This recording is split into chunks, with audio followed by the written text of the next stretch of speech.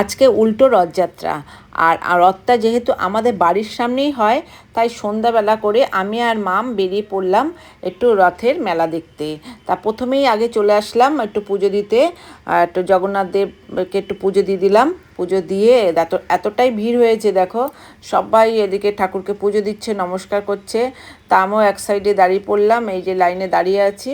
তারপরে পুজো টুজো দিয়ে এদিকে রাস্তার মধ্যে হাঁটা যাচ্ছে না, এতটাই ভিড়।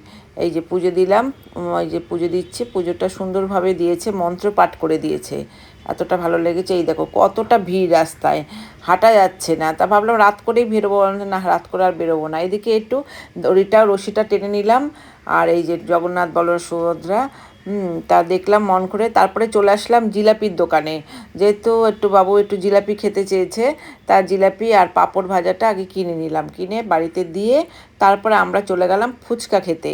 আগেই ফুচকাটা সেরে ফেললাম, যেন ফুচকাটা আগে খেয়েই নিই। তা ফুচকা খেয়ে তার